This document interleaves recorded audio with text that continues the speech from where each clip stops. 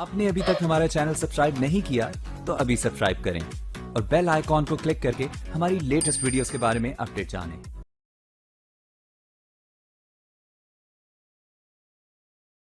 بات قومی اسمبلی تک پہنچتی ہے، لمبی بات نہیں کرنا چاہتا، ذرا توجہ چاہیے۔ قومی اسمبلی تک پہنچتی ہے، بھٹو صاحب میں تو انہیں رحمت اللہ علیہ کہتا ہوں، جو پھانسی کے گھاٹ چڑھ گیا ختم نبوت کے لیے، اس بندے نے انتہائی ہوش بندی اور ہوشیاری کے ساتھ اس نے یہ نہیں کیا کہ ہائی کورٹ کے یا سپریم کورٹ کے 4-5 بینچ بٹھا کر 4-5 ججز بٹھا کر ایک بینچ کر کے ان کے سپرد کر دیا جائے یا کوئی کمیشن بنا کے ان کے سامنے مسئلہ رکھ دیا جائے۔ اس نے بڑا زبردست طریقہ استعمال کیا، اس نے مسئلہ اٹھایا اور قومی اسمبلی میں لے آیا۔ نہیں سمجھے؟ وہ جج فیصلہ کریں گے، کہیں گے بھٹو نے کرایا، کوئی کمیشن فیصلہ کرے گا، کہیں گے بھٹو نے کرایا، حکومت نے کرایا، مولویوں کو پریشر میں ہوا، اس نے اسمبلی میں بھیج دیا۔ اب کیا تھا؟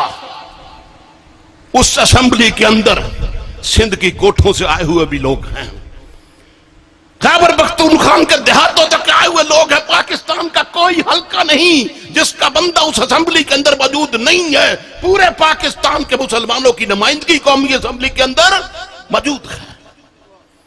کیوں بولنا ہے؟ صحیح تھا نا جی؟ ان کے سامنے پیش کیا۔ اب مزے کی بات سنیں، چودھری ظہور اللہ مرحوم کہتے ہیں کہ 6 ستمبر کو اسلام آباد کی سڑکوں پہ توپیں نصب ہونی شروع ہو گئی، فوج پھرنا شروع ہو گئی، ٹینک آ گئے، ٹینک آ گئے، ایک ASI کو گولی مارنے کا آرڈر مل گیا، اختیار مل گیا، گولی مار سکتا کسی مفسد کو۔ فوج پھرنے لگی۔ چودھری ظہور اللہ کہتے ہیں جب کام 6 ستمبر کو ہوا، میں جا رہا تھا، راستے میں بھٹو کھڑا تھا، میں نے راستہ بدل لیا، بھٹو بھاگ کے میرے پیچھے آیا، کہنے لگا چودھری تم مجھ سے ہمیشہ ناراض رہتے ہو، میں نے تمہارا کیا بگاڑا ہے؟ چودھری صاحب کہنے لگے تم نے ہم سے وعدہ کیا کہ ان کتوں کو کافر قرار دوں گا، اور یہاں پر فوج لگا دی ہے، پولیس لگا دی ہے، ناکے لگا دیے ہیں، ایک ASI کو گولی چلانے کا آرڈر دے دیا ہے۔ بھٹو مسکرایا، بھٹو تھا، بھٹو مسکرایا، اس نے کہا چودھری صاحب امریکہ کو اور قادیانیوں کو بھی تو تسلی دینی ہے نا، میں نے امریکہ سے کہا ہے کل یہ سارا اسلام آباد مولویوں کا مقتل بنے گا،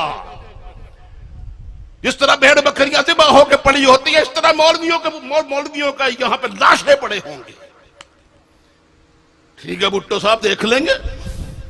7 ستمبر کا دن آیا اور 4:35 پہ پوری اسمبلی نعرہ تکبیر، نعرہ رسالت اور تاجدار ختم نبوت سے گونج اٹھی۔ حق جیت گیا، باطل ہار گیا۔ اب نقطے کی بات سنیں، میں کوئی روایتی باتیں نہیں کر رہا۔ امریکہ نے پکڑ لیا بھٹو صاحب کو، قادیانیوں نے بھی سوال جواب طلب کر لیا، اور تم نے کیا کہا تھا اور کیا کیا ہے؟ اس نے کہا جناب، امریکہ سے کہا جناب آپ کے ہاں کیا رواج ہے، کوئی مسئلہ ہو اسے پارلیمنٹ میں لے جاتے ہیں نا، اور اس پہ رائے شماری کرا لی جاتی ہے، جس طرف رائے شماری بھاری ہو وہ قبول کر لیا جاتا ہے، دوسرے کو ریجیکٹ کر دیا جاتا ہے۔ میری قوم میں یہ اتنا بڑا مسئلہ اٹھا تو تمہیں جب مسئلہ پڑتا ہے تو تم اس رائے شماری میں لے آتے ہو، جس کی طرف بندے زیادہ ہوتے ہیں وہ کامیاب ہوتا، دوسرا ناکام ہو جاتا ہے۔ جناب میں نے تو مغربی جمہوریت کی تابعداری کی ہے، آپ کی تابعداری کی ہے، آپ کی تابعداری کی ہے، اور آپ کے راستے میں چلتے ہوئے یہ فیصلہ دیا ہے، بتائیں میں نے کیا کیا ہے؟ منہ بند ہو گیا، ڈانٹ ٹوٹ گئے امریکہ کے۔ بھٹو ان کو بڑی اچھی طرح جانتا تھا۔ بھٹو کہتا ہے جب میں ایوبی دور میں پہلی دفعہ وزیر خارجہ بنا، امریکہ گیا پہلی دفعہ، امریکی صدر مجھے کہنے لگا mister Bhutto Qadianis are over sect and you have to protect them. Bhutto, कादियानियत हमारा हिस्सा है और तुम्हें उसकी हिफाजत करनी है। भुट्टो कहता है मैं कांप गया, मेरे पांव तले जमीन निकल गई। वो हमारी ये औकात, अमेरिकी सदर बोल रहा है जो दुनिया का बादशाह है, वो कह रहा है।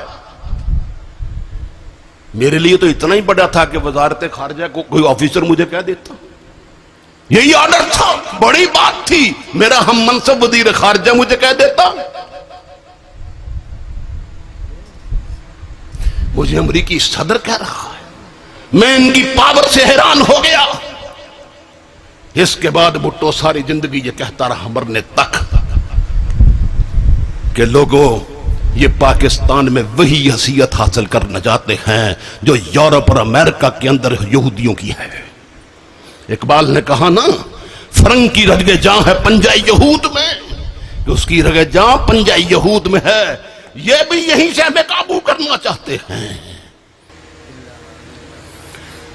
दोस्तों, अगर भुट्टो चाहता तो इस तहरीक को कुचल भी सकता था। 53 की तहरीक कुचली गई। वो पहली, दूसरी और तीसरी सफ के लोग थे, ये तो चौथी, पांचवी और छठी सफ के लोग थे ना, उनके शागिर्द थे ना, उनके बच्चे थे। लेकिन उसने अपनी कौम की बात मानी। क्या किया? अपनी कौम की बात मानी।